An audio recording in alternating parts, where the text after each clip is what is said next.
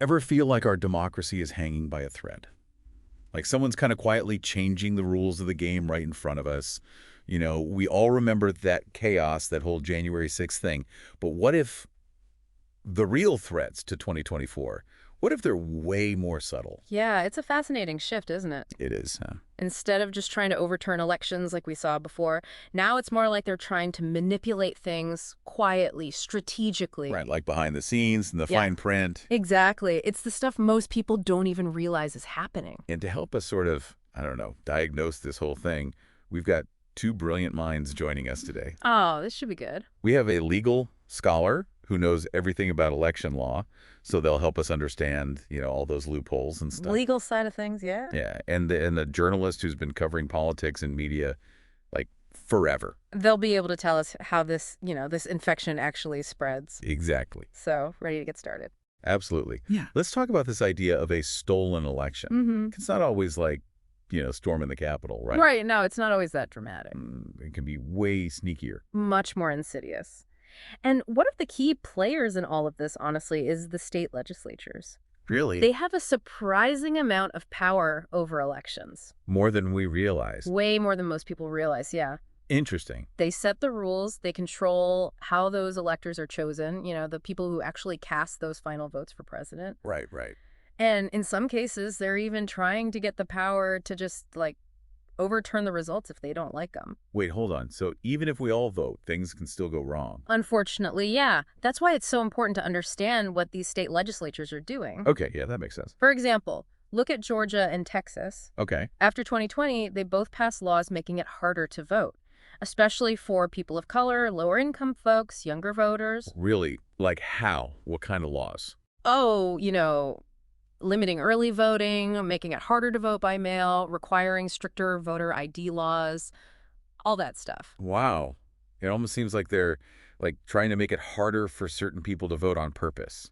Well, that's the chilling reality, isn't it? It is. And it's not just about making it harder to vote. Some state legislatures are trying to get involved in the counting of the votes. Seriously. Yeah, and potentially even overturn the results. How is that even possible? I mean, this is a democracy, right? Well, after 2020, there's been this big push to give these legislatures more authority over how those electors for the Electoral College are chosen. Oh, okay. And some lawmakers are even trying to give themselves the power to just reject the outcome of an election if they don't like it. That sounds really undemocratic. It is, and it's a trend we need to be really careful about. Yeah, I could see that. Because the people who write the rules, they have a lot of power. They do, yeah. So we've got, voter suppression tactics, attempts to control the election outcomes. Anything else we should be worried about?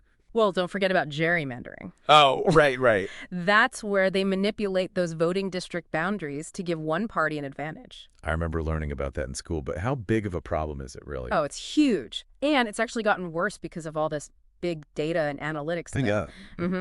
Parties can now gerrymander districts with incredible precision, Wow. making sure they stay in power, even if most voters want the other party. So you're saying they can, rig the system to stay in power, even if they're not who the people want? Exactly. Look at Wisconsin and North Carolina. Okay. Voters there have consistently favored Democrats in statewide elections. Right. But because of gerrymandering, Republicans have controlled the legislatures for over a decade. Oh, wow. So the majority of voters want one thing, but the system gives them the opposite. That's the danger. And it's why it's so important to understand these quieter threats to our democracy. It is. This is all pretty alarming stuff, Voter suppression, power grabs, this super sophisticated gerrymandering. But here's the thing.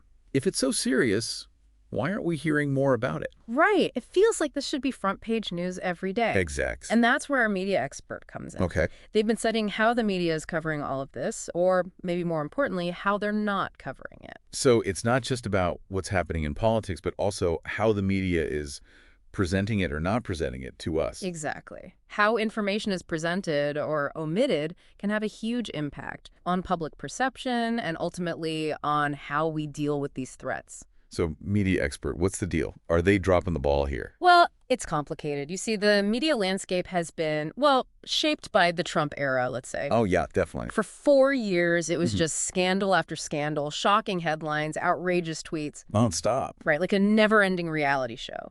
And it trained us to expect that, you know? The drama, the immediacy. We were all glued to our screens waiting for the next crazy thing. Exactly. But these quieter threats to democracy, they don't fit that mold. No, They're complex, they're nuanced, and to be honest, they're not as exciting to report on. I guess so. It's hard to compete with, like, a presidential Twitter feud when you're trying to explain voter ID laws or gerrymandering. Yeah, It's, you're right. it's a tough sell. So while we were all distracted by Trump, these crucial stories were getting ignored. That's a big part of the problem, yeah. We've been conditioned to focus on the flashy stuff, the outrage of the day, but the real danger is often in the slow, steady erosion of things. It's like we're all ready to fight off a tiger, but the real threat is termites, slowly eating away at the foundation. It's a good analogy. So how do you make those termites seem as scary as a tiger? That's the question, isn't it? Right. How do you get people to care about the slow, creeping threats? It's a challenge for journalism, for sure. Something we'll be talking about more later. I'm definitely interested to hear more about that. But before we move on, I want to ask our listeners, think about the news you've been seeing lately. Have you seen these threats getting the attention they deserve? Are we as a society even informed about this stuff? Yeah, good question. And if not, what can we do about it? Those are the questions we need to be asking, and that's what we'll be exploring in the next part of this. It's easy to feel overwhelmed by all this, right? It is. Like, what can we even do about it? Yeah, I know what you mean. When these tactics are so, like, subtle and It sneaky, feels kind of hopeless sometimes. Like, democracy is this huge machine, and I'm just one tiny, insignificant part. that's exactly what they want you to feel. Really. Powerless. But the truth is, we're not, especially when we work together. So how do we even start fighting back? Like, where do we even begin? Well, our legal experts got some good advice on that. Okay, legal expert, lay it on us. What can we actually do to make a difference? First step, understand the problem, which, we're already doing here. Right, no more burying our heads in the sand. Exactly. And the good news is there are some amazing organizations out there fighting for our democracy every single day. Oh, that's good to hear. Groups like the Brennan Center for Justice, Okay, yeah, I've heard of them. they're working nonstop to fight voter suppression, protect voting rights, and make sure elections are fair. That's awesome. But what can we do?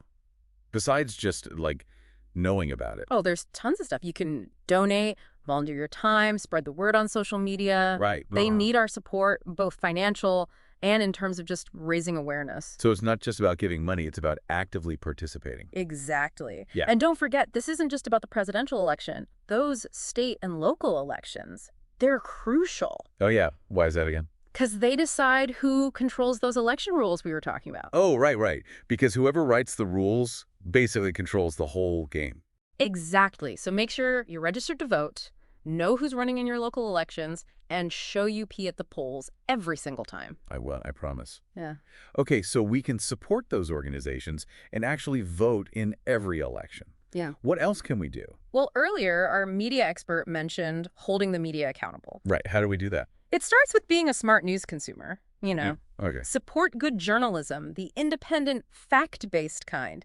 Subscribe to news sources that, actually do investigative reporting. Not just the clickbaity stuff. Exactly. Think about it.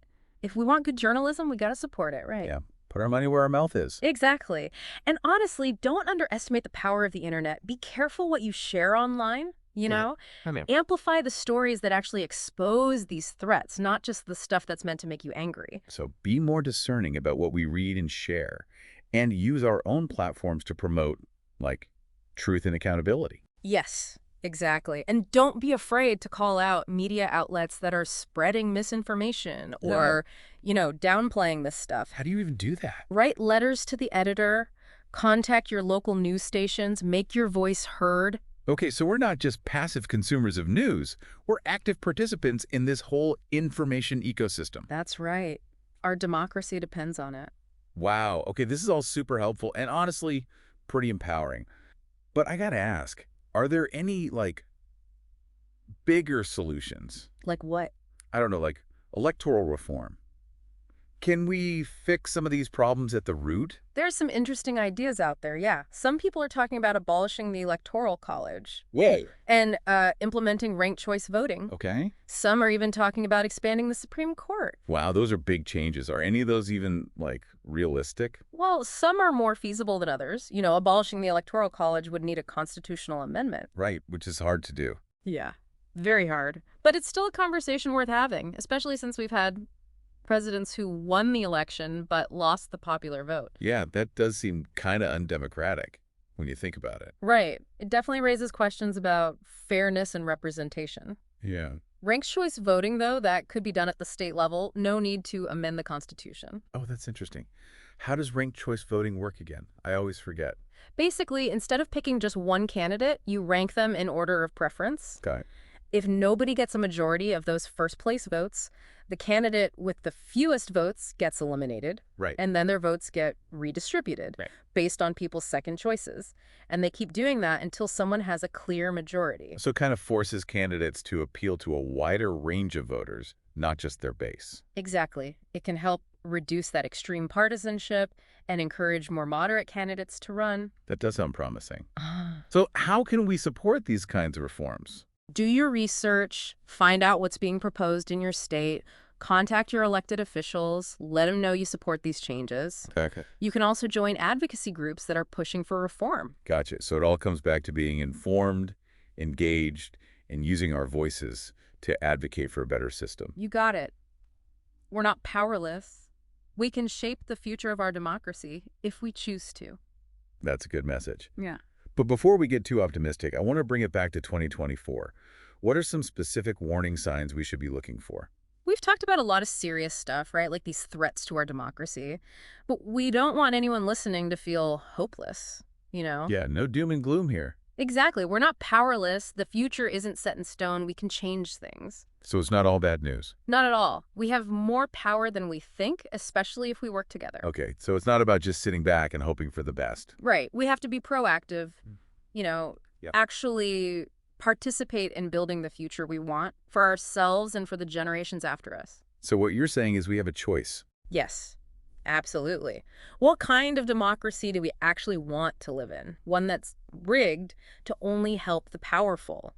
One where most people don't even have a say. I definitely don't want that. No, me neither. Or do we want a democracy that actually works for everyone? Where every vote counts. Exactly. Where everyone has a fair chance to participate. That's the big question right now. And it's up to us to answer it. It really is. It Yeah. needs our attention, our action, and our commitment to those ideals that, you know, make our nation what it is. It's like 2024 isn't just about picking a president. It's way bigger than that. It's about deciding what kind of country we want. Protecting our democracy, literally. And making sure that whole, government of the people, by the people, for the people thing. Just disappear. Yeah.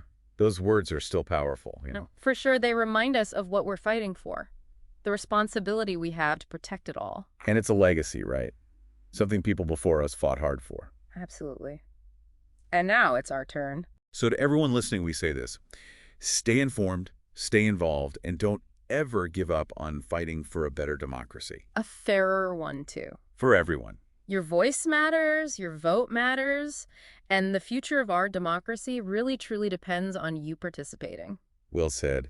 Thank you all for joining us on this, well, sometimes intense journey. It was quite a ride. But we hope you learned something and maybe even feel a little bit inspired to take action. Because remember, this fight for democracy, it's a marathon, not a sprint. Long game, right? But if we're vigilant and determined, and if we all work together, well, we can get through this and create a brighter future for all of us. Couldn't have said it better myself. Yeah. Until next time.